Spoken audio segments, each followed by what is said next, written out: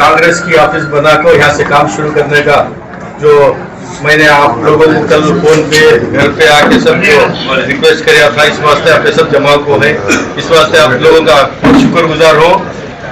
और जब तक काम करी वो सब आपको जानते हैं, क्योंकि सेठ साहब अजमेर सेठ साहब ने अयूब साहब को जब जिताकर 25 साल से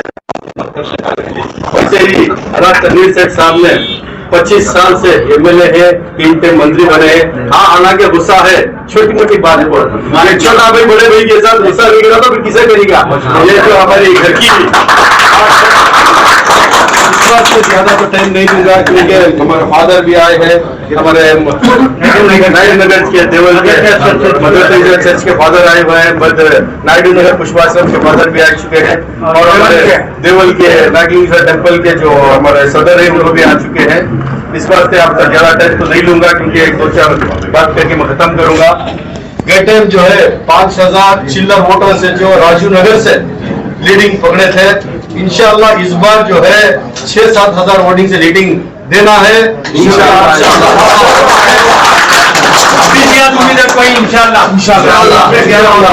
क्योंकि इन्होंने देने के बाद जैसे कारपोरेटर एक 15 से 20 कारपोरेटर जीत को जो वार्ड का काम कर रहे हैं, जो खिदमत हमारे से अल्लाह ताला ले रहा है।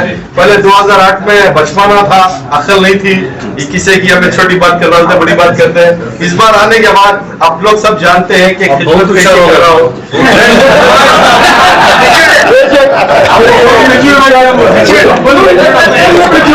अल्लाह ताला ने भी हुजूर सल्लल्लाहु अलैहि वसल्लम को 40 साल के बाद नबूवत दी थी।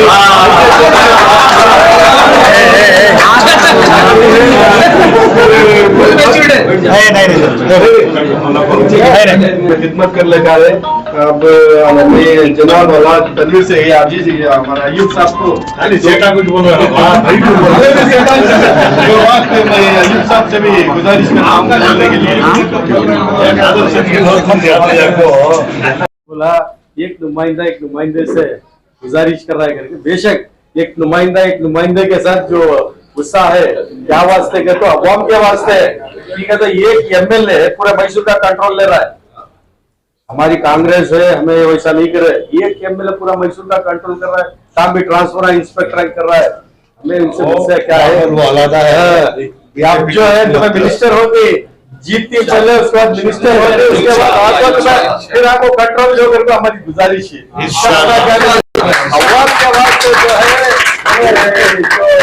सरकारी इलाका है, कोसा भी कितने भी डिपार्टमेंट से पूरा कंट्रोल जो हमारी अवाम को काफी तकलीफ नहीं होना, हर को भी मुसलमान हिंदू क्रिश्चियन किसी भी तकलीफ नहीं होना, अगर तो हमें इनसे गुजारिश करते हैं।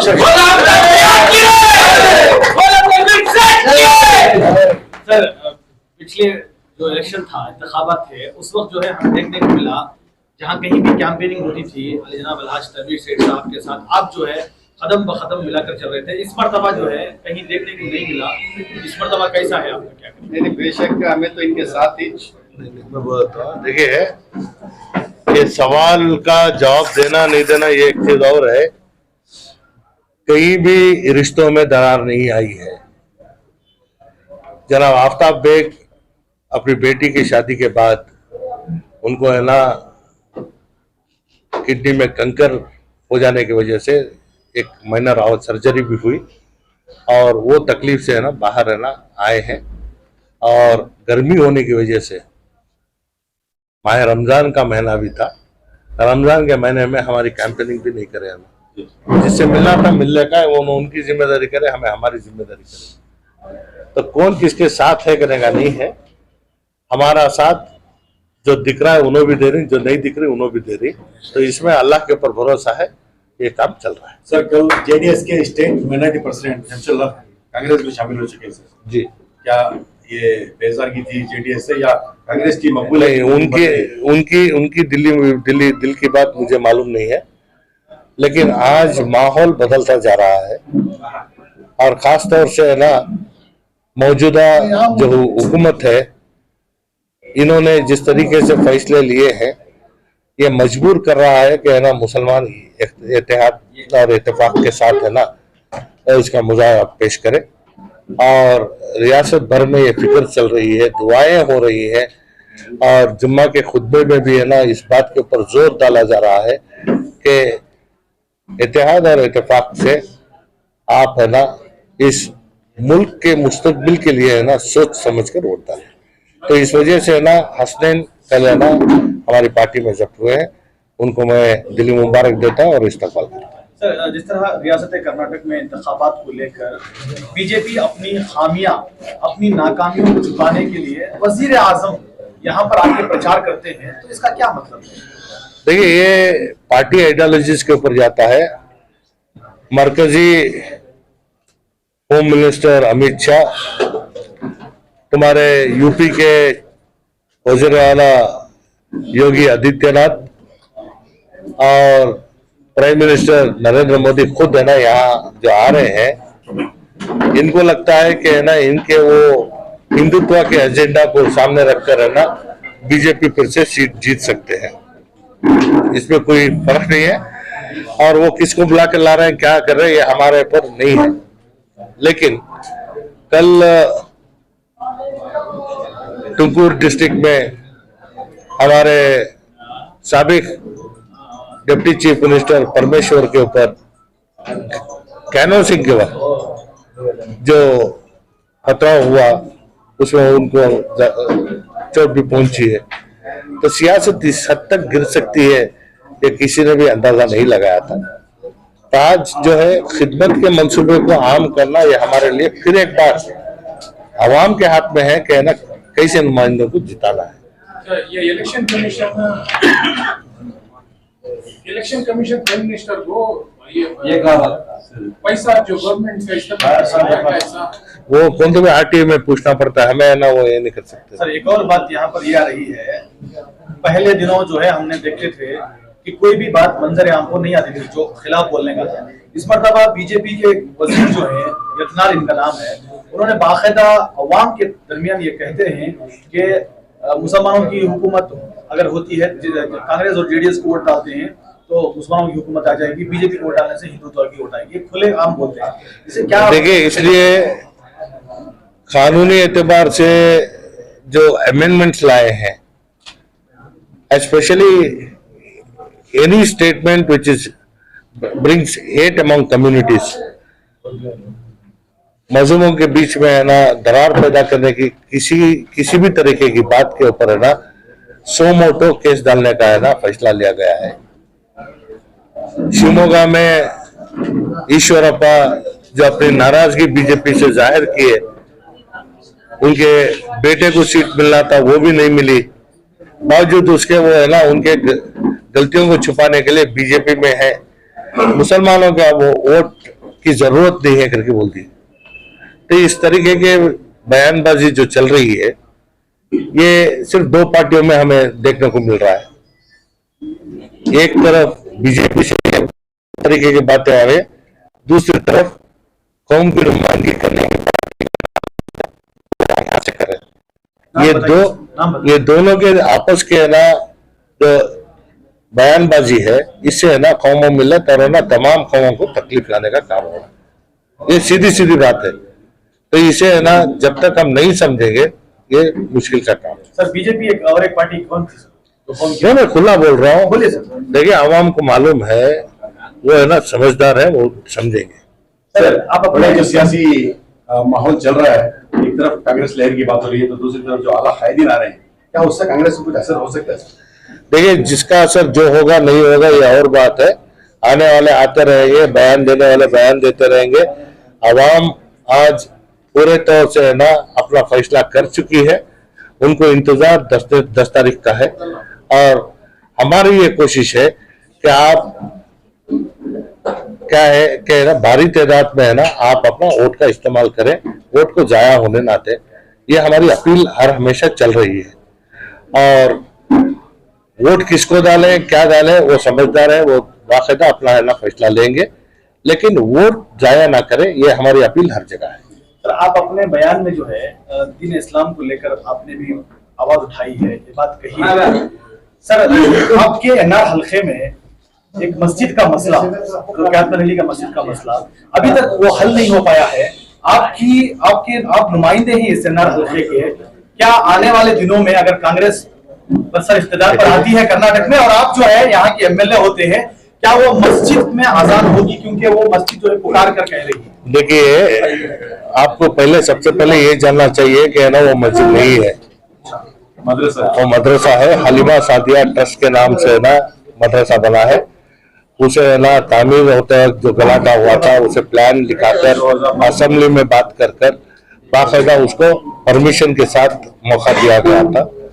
लेकिन वहाँ जो राजू नामी शख्स था उसके है ना पिटिशंस के ऊपर है ना तकरार होते थे। 2009 में उसी जगह को लेकर फसाद हुआ था। तो उसके बाद हमने है ना जिस कोशिशों से है ना उसे फिर खोला भी था, 5 वक्त की नमाज भी होती थी और बाकायदा हर चीज सही चलती थी।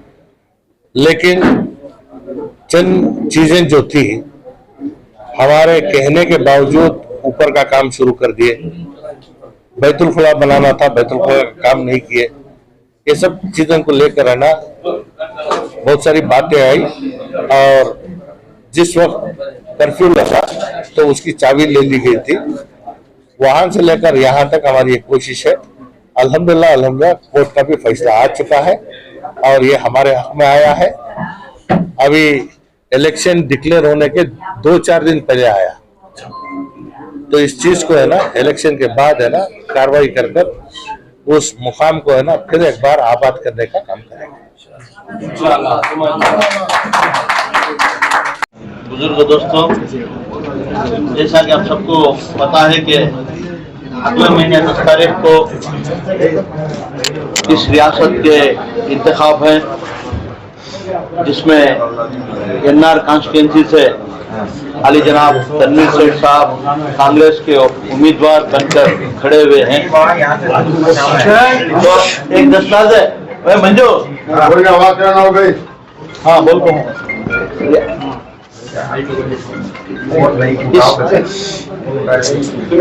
सर बात करो आप। इस हमें 10 तारीख को इलेक्शन है। हम देख रहे हैं कि बहुत सारे हमारी कौम में या आवाम में जैसा हर बार इलेक्शन आता है उस तरीके का भी ये इलेक्शन है। इलेक्शन आता है जाता है, हम में से बहुत सारे जाकर वोट डालते हैं, बहुत सारे लोग अंदर जाकर बटन दबाने के वक्त सोचते हैं कि हम किसको वोट डालना है। बहुत सारे लोग पैसे के जोर पर जाकर बटन दबाते हैं, लेकिन इस बार का इलेक्शन ऐसा नहीं है। इस बार का इलेक्शन हमारे मुस्तकबिल का इलेक्शन है, हमारे बीवी बच्चों की अजमत बचाने का इलेक्शन है। इस बात का इलेक्शन आने वाले 5 साल कर्नाटका के अंदर अवाम किस तरीके से जीना है उसका इलेक्शन है, हमारी शरीयत बचाने का इलेक्शन है। तो ये सब सोचते हुए हम जाकर वोट डालना है। ये वोट मामूली बात नहीं है। गए कोई भी गया बटन दबा दिया, किसी को भी बटन दबा दिया आ गया है, बहुत बड़ी जिम्मेदारी का काम है। अल्लाह ताला हमें 5 साल में एक मौका दिया है। ये मौके के लिए तकरीबन हम 3-4 साल से जप रहे हैं। इसलिए जप रहे हैं कि 3 सालों में जो भी मुसीबतें आए हुए हैं हम कौम के ऊपर, हमारे बीवी बच्चों के ऊपर, हमारे बच्चों की पढ़ाई लिखाई के ऊपर, हमारे कपड़े पहनने ओढ़ने के ऊपर जो पाबंदियां, हमें खाने पीने के ऊपर, इसको दूर करने का बेहतरीन मौका अल्लाह ताला ने अगले महीने 10 तारीख को दिया हुआ है। उस दिन हम हमारा वोट किस तरीके से इस्तेमाल करना है, गौर फिक्र कर सोच कर जाकर डालना है। अब हमारे में यहां पर चलते, हमारे सामने 2 चीजें हैं, ये कॉन्स्टिट्यूंसी, एक रियासत के अंदर हमारी हुकूमत कैसी है। आप देख रहे हैं कि फिरका परस्त ताकतें हुकूमतों में आने के बाद हमारी शरीयत के साथ छेड़खानी हुई है। बहुत सारे बार हर वक्त हम हमारी शरीयत को बचाने के लिए भागदौड़ में फंसे हुए हैं, परेशानी में हैं। बच्चों को पढ़ाई लिखाई के लिए हम परेशान हैं। अगर हमारे बच्चों का पहले हम स्कूलों को जमाते थे, अच्छी कौन सी स्कूलें लेके जाकर जमाते थे, आज हम स्कूल को जमाने से पहले सोचना पड़ रहा है, जाकर भिगाना पड़ रहा है हमारी बच्ची किस तरीके से कपड़े पहन लेकर जाए स्कूलों में। खाने के लिए हलाल और हराम कट, अल्लाह की मेहरबानी इस एरिया में, इस माहौल में हम एक हद तक महफूज हैं। हम जाकर देखें कर्नाटक के अंदर और जगह में जहां पर हर एक आदमी बिलबिला रहा है, खून के आंसू रो रहा है।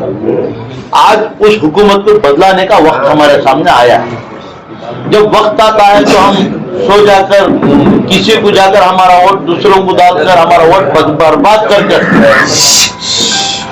फिर 5 साल रोने से कुछ फायदा नहीं, फिर ये मौका फिर 5 साल तक नहीं मिलता। ये वोट जो है तनवीर सेठ के लिए नहीं है, ये वोट जो है हमारे बीवी बच्चों की अजमत बचाने के लिए है, हमारी शरीयत बचाने के लिए है। ये वोट जो है घर में जो हम खा रहे हैं रेशन, जब कांग्रेस की हुकूमत थी हर अफराद को भूखा नहीं सोना पड़ रहा था, हर आदमी को 7-8 किलो चावल मुफ्त में मिल जा रहा था डिपो के अंदर।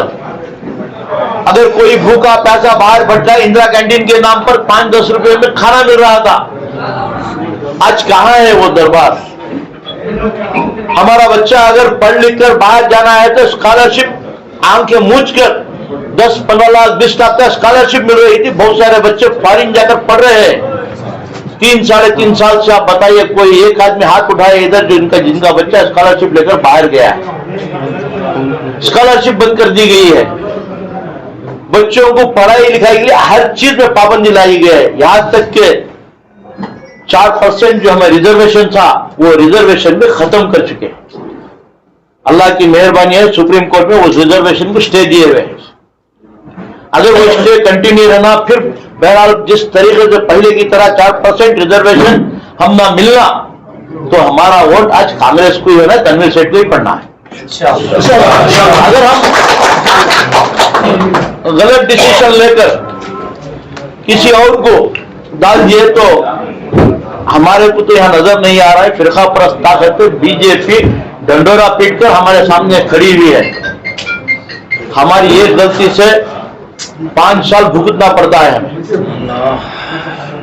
कॉन्स्टिट्यूंसी का काम है, तनवीर सेठ और हम सब कारपोरेटर साथ मिलकर पूरे लोग कर रहे हैं। काम तो चल रहा है। हमारी कॉन्स्टिट्यूंसी के अंदर पीने का पानी हो, कचरे की सफाई हो या डेवलपमेंट वर्क को लगातार चल रहा है। पानी के बारे में हम कहा जाए तो 5-10 साल पहले जो एनआर कॉन्स्टिट्यूंसी में जो शिद्दत थी पानी की, आज कोई एक आदमी हाथ उठाकर बताइए कि हमारे एरिया में पानी नहीं आ रहा है, पानी पीने के लिए तकलीफ है। माशाल्लाह हर गली में कचरा उठाने के लिए, बाकी साफी के लिए गाड़ियां जा रहे हैं, काम कर रहे हैं। ये हमारे में टीम वर्क के साथ चल रहा है काम, सब मिलकर हम कर रहे हैं काम। लेकिन छोटे मोटे बातों को मुद्दा रखकर, दिमाग में रखकर बहुत बड़ी मुसीबत को हमें आंख पे डाल लेना नहीं है। तो इसके बारे में मैं ये बात इसलिए कह रहा हूं कि यहाँ पर आप चंद लोग हैं, लेकिन यहां से जाकर हर आदमी को बताना है, समझाना है, वोट किस लिए होना है, क्यों होना है, किसको डालना है, बहुत इंपॉर्टेंट है। और वोट 100% होना है। तो मेहरबानी से मैं आप सबको आज ही जरा अपील करता हूं कि ये मौका हाथ से ना जाने दिए। 10 तारीख को तनवीर सेठ को हाथ के निशान को वोट डालकर ज्यादा से ज्यादा तादाद में कामयाब करें। हमारी कुछ गलतफहमियां, हमारा गलत डिसीजन ये सोचिए कि हमारा आने वाले दिनों में अपना मुसीबत में लाकर खड़ा सकता है। तो मेहरबानी से मैं आपको अपील करता हूं कि हाथ के निशान को कांग्रेस को वोट डाले। तनवीर सेठ को जो 13 तारीख को रिजल्ट निकलेगा, फिर यही कॉन्स्टिट्यूंसी में हम सब मिलकर जिताकर इस कॉन्स्टिट्यूंसी में लाए और रियासत के अंदर कांग्रेस की हुकूमत लाना चाहिए। फिर एक बार वहां पर हम सिद्धरामैया जी को चीफ मिनिस्टर बनाकर बिठाना चाहिए। अगर वहां पर चीफ मिनिस्टर सीएम बनना है या कांग्रेस हुकूमत आना है तो यहाँ तनवीर सेठ आना बहुत जरूरी है। तो आप सब इस बात को नजर रखते हुए आप अपना वोट कांग्रेस को डालकर कामयाब करेंगे। इंशाल्लाह उम्मीद है कि आप सब करेंगे। जिस बार जो वोटों से जीते उससे भी ज्यादा वोटों से तादाद में जिताइए।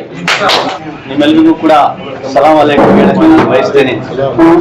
ಯಾಕಂದ್ರೆ ನಾನು ನನ್ನ ಮನಸ್ಸಿನ ಮಾತುಗಳನ್ನ ಹೇಳೋಕೆ ಬಯಸ್ತೇನೆ. ಈಗಾಗಲೇ ಕಾರ್ಪೊರೇಟರ್ ಸಾಹೇಬರು ಬಹಳ ಸೊಗಸಾಗಿ ಹೇಳಿದ್ದಾರೆ, ಸತ್ಯವಾದಂತಹ ಮಾತುಗಳನ್ನ ಆಡಿದ್ದಾರೆ. ಅವರು ನಮ್ಮ ಪರಿಸ್ಥಿತಿ ಹೇಗಿದೆ ಅಂತ ಹೇಳಿ ಅವರು ವಿವರಿಸ್ತಾ ಹೋಗಿದ್ದಾರೆ. ಅದರಿಂದ ಅದನ್ನ ನಾನು ಮತ್ತೆ ಪುನರಾವರ್ತಿಸಲ್ಲ. ಮನಸ್ಸಿನ ಮಾತನ್ನ ಹೇಳಲು ಬಯಸ್ತೇನೆ. ನಾನು ಹುಟ್ಟಿ ಬೆಳೆದಂತಹ ಸ್ಥಳ ಮೈಸೂರು. ನಾನು ಅಜಿ ಸೇಠ್ ಸಾಹೇಬ್ರ ಮಾತುಗಳನ್ನ, ಭಾಷಣವನ್ನ ಲಷ್ಕರ್ ಮಹಲದಲ್ಲಿ ಒಂದು ಸಣ್ಣ ಮಗುವಾಗಿ, ಹುಡುಗಾಗಿ ನಾನು ಕೇಳಿದ್ದೇನೆ. ಅದು ನನಗೆ ಪ್ರೋತ್ಸಾಹ, ಎನ್ಕರೇಜ್ಮೆಂಟ್ ಆಗಿತ್ತು ಸಮಾಜ ಸೇವೆ ಮಾಡೋದಿಕ್ಕೆ. ಅವರ ಮಗನಾಗಿ ತನ್ವೀರ್ ಸೇಠ್ ಸಾಹೇಬ್ರು ಮಾಡ್ತಿರುವಂತಹ ಕಾರ್ಯಗಳನ್ನ ನಾನು ನೋಡ್ತಾ ಇದ್ದೇನೆ, ಪತ್ರಿಕೆಗಳಲ್ಲಿ ಓದ್ತಾ ಇದ್ದೇನೆ. ಹಾಗೂ ಇದೇ ಏರಿಯಾದ ಹುಡುಗ ಆಗಿ ನಾನು ಕಣ್ಣಾರೆ ಕಂಡಿದ್ದೇನೆ ಅವರ ಸೇವೆ ಏನು, ಅವರು ಯಾವ ರೀತಿಯಲ್ಲಿ ಬೆಂಬಲವನ್ನ ಹಾಗೂ ಐಕ್ಯತೆಯನ್ನ ಬಯಸ್ತಾರೆ ಅಂತ ಹೇಳಿ. ಯಾವುದೇ ಒಂದು ಧರ್ಮವಾಗಲಿ, ಯಾವುದೇ ಒಂದು ಸ್ಥಾನಮಾನವನ್ನಾಗಲಿ ಅವರು ತಾರತಮ್ಯ ಮಾಡದೆ ಎಲ್ಲರನ್ನ ಒಟ್ಟಾಗಿ ಸೇರಿಸಿ ನಡೆಸುವಂತಹ ಒಂದು ಪರಂಪರೆಯಿಂದ ಬಂದಿದ್ದಾರೆ.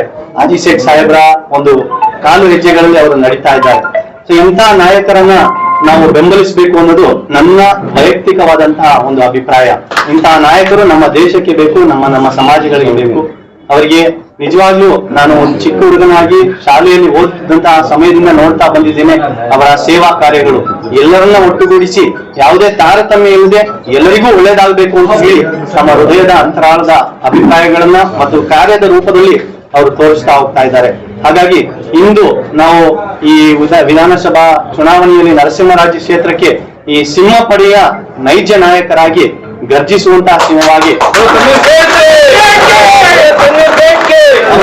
ಅವರ ಗರ್ಜನೆ ಕೇವಲ ಬಾಯಿ ಮಾತಿನಲ್ಲ, ಕೆಲಸಗಳ ಮೂಲಕ ಅವರು ತೋರಿಸ್ತಾ ಇದ್ದಾರೆ. ಇದನ್ನ ಹಿನ್ನೆಲೆಯಾಗಿ ನಾವು ತೆಗೆದುಕೊಂಡು ನಮ್ಗೆ ಗೊತ್ತಿದೆ, ಸಾಹೇಬ್ರು ಈಗ ಕಾರ್ಪೊರೇಟರ್ ಸಾಹೇಬ್ರು ಹೇಳಿದ್ರು ಯಾವ ರೀತಿಯಲ್ಲಿ ಕೆಲಸ ಕಾರ್ಯಗಳು ಸುಸೂತ್ರವಾಗಿ ನಡೀತಾ ಇದೆ.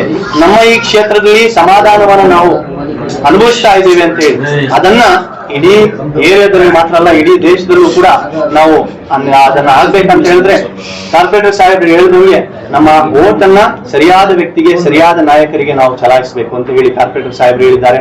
ನಾನು ಚಿಕ್ಕ ವಯಸ್ಸಿನಿಂದ ಇಲ್ಲಿಯ ತನಕ ಒಬ್ಬ ಯುವಕನಾಗಿ ಕಾರ್ಪೊರೇಟರ್ ಸಾಹೇಬ್ರು ಹೇಳಿದಂತ ಎಲ್ಲಾ ಮಾತಿಗಳು ಕೂಡ ನನ್ನ ಪೂರ್ಣವಾದಂತಹ ಸಮ್ಮತವನ್ನ ವ್ಯಕ್ತಪಡಿಸ್ತೇನೆ. ಆಹಾರದಿಂದ ಆಗಿ, ಕೆಲಸದಿಂದ ಆಗಿ ಹಾಗೂ ಯುವಕರಿಗೆ ಬೇಕಾದಂತಹ ವಿದ್ಯಾಭ್ಯಾಸದವರೆಗೆ ಎಲ್ಲಾ ರೀತಿಯಲ್ಲೂ ನಮ್ಮ ದೇಶದಲ್ಲಿ ಕುಂದುಕೊರತೆಗಳನ್ನ ಇಂದಿನ ನಾಯಕರುಗಳು ಮಾಡ್ತಿರುವಂತಹ ತಾರತಮ್ಯವನ್ನು ನಾವು ಕಾಣ್ತಾ ಇದ್ದೇವೆ. ಈ ಹಿನ್ನೆಲೆಯಲ್ಲಿ ನಮ್ಮ ಈ ಮಣ್ಣಿನ ಮಗನಾದಂತ ಈ ಸಿಂಹಪಡೆಯ ನಾಯಕನಾದಂತ ತನ್ವೀರ್ ಸೇಠ್ ಸಾಹೇಬರಿಗೆ ನಮ್ಮ ಪೂರ್ಣ ಬೆಂಬಲವನ್ನು ವ್ಯಕ್ತಪಡಿಸಿ ಈ ರೀತಿ ನಮ್ಮ ಸಮಾಜದಲ್ಲಿರುವಂತಹ ನಮ್ಮ ಧರ್ಮಸಭೆಗೆ, ನಮ್ಮ ಕ್ಷೇತ್ರಗಳಲ್ಲಿರುವಂತಹ ಪ್ರತಿಯೊಂದು ಎಲ್ಲಾ ಜನರಿಗೂ ಕೂಡ ಇದನ್ನು ನಾವು ವ್ಯಕ್ತಪಡಿಸ್ತಾ ಈ ಜನರು ಇವರಿಗೆ ಬೆಂಬಲವನ್ನು ವ್ಯಕ್ತಪಡಿಸಲಿ, ನಮ್ಮ ಬೆಂಬಲ ಇರಲಿ. ನಮ್ಮನ್ನ ಸೃಷ್ಟಿಸಿದಂತಹ ದೇವ